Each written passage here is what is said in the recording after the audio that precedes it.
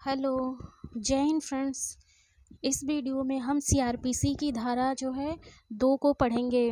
धारा 2 में परिभाषाएं दी गई हैं, यानी सीआरपीसी की धारा जो 2 है उसमें परिभाषाएं दी गई हैं। मतलब सीआरपीसी पढ़ने से पहले जो है इसमें जो परिभाषाएं दी गई हैं उनको जो है पढ़ना बहुत आवश्यक होता है, उनका शब्दों का अर्थ समझना आवश्यक होता है। तो यहाँ पे जो है धारा 2 में जो जितनी भी परिभाषाएं दी गई हैं, एक एक परिभाषा को हम इस वीडियो में मतलब आगे समझेंगे। क्यों, मतलब परिभाषा देने का क्या उद्देश्य होता है।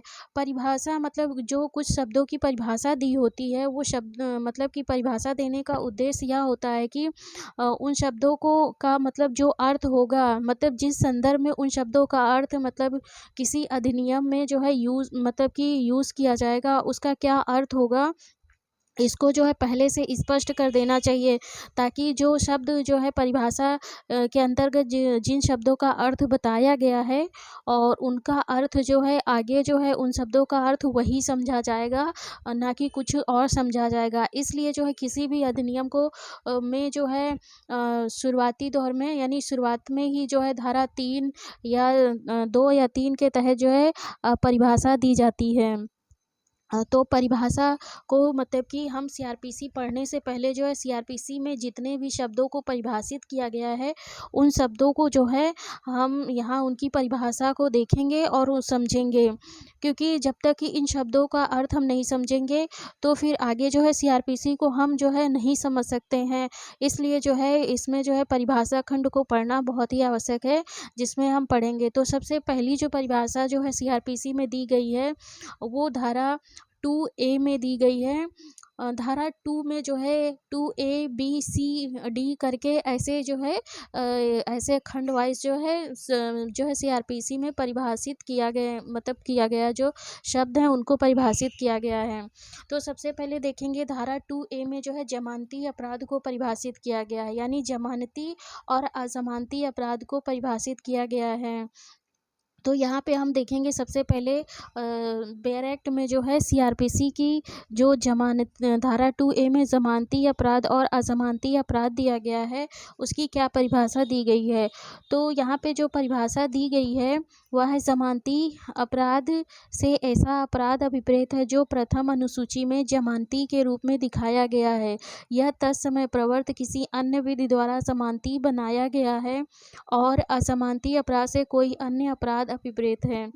तो यहाँ पे यह परिभाषा के अकॉर्डिंग मतलब जो परिभाषा इसमें दी गई है धारा 2A में उसमें यह बताया गया है कि जमानती अपराध वे अपराध होंगे जो सीआरपीसी में 2 अनुसूचियाँ दी गई। 2 अनुसूचियों में से जो पहली अनुसूची है उसमें जो है जमानती अपराध और अजमानती अपराध को जो है के रूप में जिन अपराधों को रखा गया है वे अपराध जमानती अपराध के अंतर्गत आएंगे।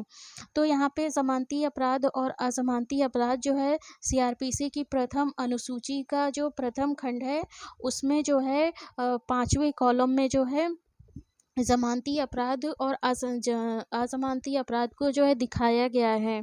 तो यहाँ पे सबसे पहले देखेंगे कि ज़मानत क्या होता है। क्या ज़मानत शब्द को जो है सीआरपीसी में परिभाषित किया गया है।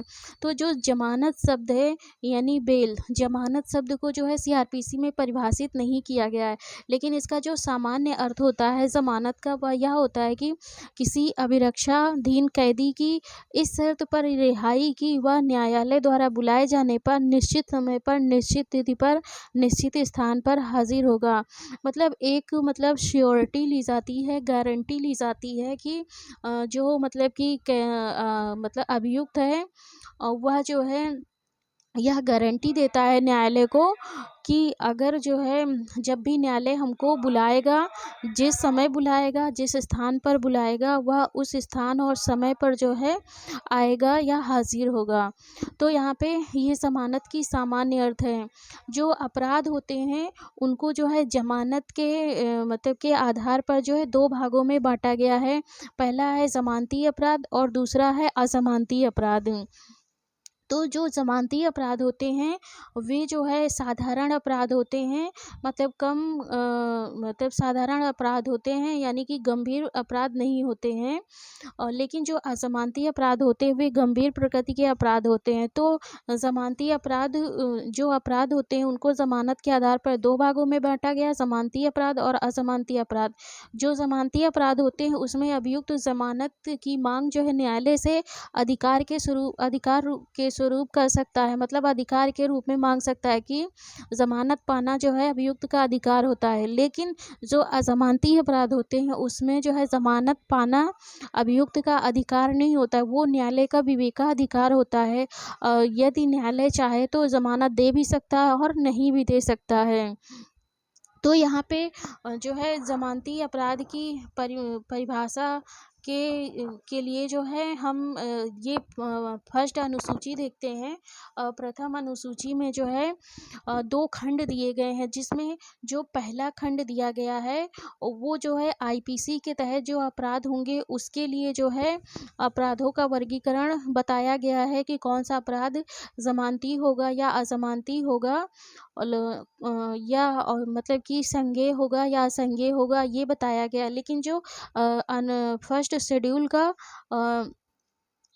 शेड्यूल का जो सेकंड खंड दिया गया है वह मतलब किसी अन्य विधि के लिए दिया गया है, जैसे कि स्पेशल लॉ या लोकल लॉ के तहत अगर कोई अपराध होता है तो उसका जो है विचारण कैसे किया जाएगा ये बताया गया है।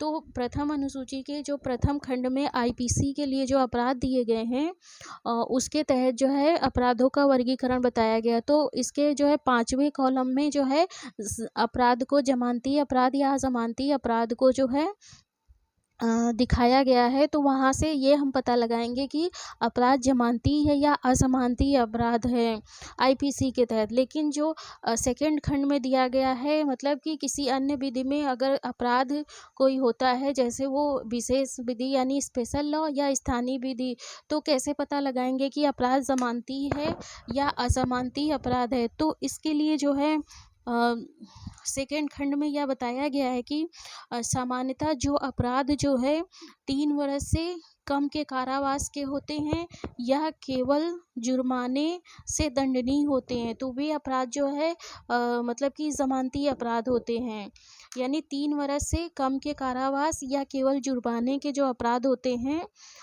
जो किसी लोकल लॉ या स्पेशल लॉ के तहत वे ज़मानती अपराध होंगे। लेकिन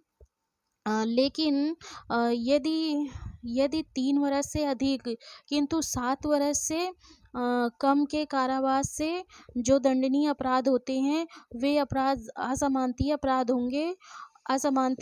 होंगे।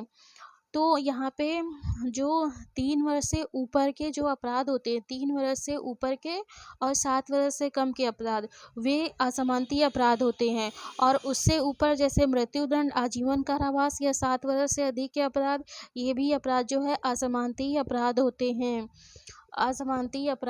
हैं। तो यहाँ पे स्पेशल लॉ या लोकल लॉ के तहत अगर कोई अपराध जो 3 वर्ष से कम के कारावास के हैं या केवल जुर्माने से दंडनीय अपराध हैं, तो वे जो अपराध हैं वे ज़मानती अपराध होंगे। और जो 3 वर्ष से अधिक के कारावास के अपराध हैं वे अज़मानती अपराध होंगे।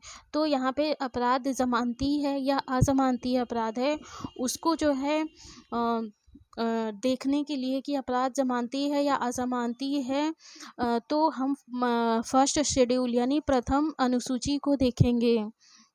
अब यहाँ पे जो है ये ज़मानती और अज़मानती अपराध की जो है अज़मानती अपराध की परिभाषा 2A से स्पष्ट हो गया कि ज़मानती अपराध कौन से होंगे, अज़मानती अपराध कौन होंगे। अब देखते हैं ज़मानती अपराध और अज़मानती अपराध में क्या अंतर है, क्योंकि अंतर भी जो है लिखने के लिए जो टिप्पणी आती है उसमें जो है पूछा जाता है। तो यहाँ पे हम पहले देखेंगे ज़मानती अपराध और अज़मानती अपराध में क्या अंतर है। ज़मानती अपराध और अज़मानती अपराध में अंतर के लिए हम कुछ पॉइंट्स देखेंगे कि कैसे इसको जो है ज़मानती और अज़मानती अपराध में अंतर किया जा सकता है। तो ज़मानती अपराध वे अपराध हैं होंगे जिन्हें प्रथम अनुसूची में जमानती अपराध के रूप में दिखाया गया है, जबकि असमानती अपराध से कोई अन्य अपराध अभिप्रेत है। सबसे पहले जो इसकी परिभाषा है वही हम देखते हैं जो परिभाषा 2A में दी गई है। तो उसके अनुसार जमानती अपराध वे अपराध होंगे जिन्हें प्रथम अनुसूची में जमानती के रूप में दिखाया गया है, जबकि असमानती अपराध से कोई अन्य अपराध अभिप्रेत है। अन्य अपराध जो है अभिप्रेत हैं। ये परिभाषा हो गई। पहला जो है असमानती अपराध का जो अंतर है। दूसरा जो अंतर है कि जमानती अपराध जो होते हैं वे साधारण प्रकृति के अपराध होते हैं, जबकि असमानती अपराध जो होते हैं वे गंभीर प्रकृति के अपराध होते हैं। तीसरा इसका जो अंतर हो गया वो यह है कि जमानत यानी जमानती अपराध में जमानत पर छूटना अभियुक्त का अधिकार होता है, लेकिन जो अजमानती अपराध होते हैं उसमें जो है जमानत पर छूटना अभियुक्त का अधिकार नहीं होता है, वह बल्कि न्यायालय का विवेकाधिकार होता है कि वह जमानत पर देगा अभियुक्त को या नहीं देगा। चौथा जो अंतर है वह है जमानती अपराध में जो है सदैव जो है गिरफ्तारी के बाद जो है जमानत मांगी जाती है, लेकिन जो है जो अजमानती अपराध होते हैं उसमें जो है अग्रिम जमानत की मांग की जा सकती है, यानी एंटीसिपेटरी बेल की मांग की जा सकती है। लेकिन जो जमानती अपराध होते हैं उसमें अग्रिम जमानत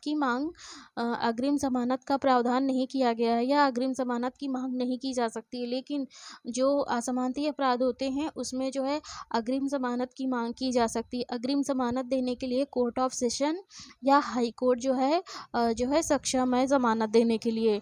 पांचवा इसका जो अंतर है वह यह है कि जो धारा 436 है, धारा 436 के तहत जमानती अपराध में जमानत जो है लेने का प्रावधान किया गया है, और जबकि असमानती अपराध में जो है जमानत लेने का जो प्रावधान है वह धारा 437, 438 और 439 के तहत जो है जमानत की मांग की जाती है।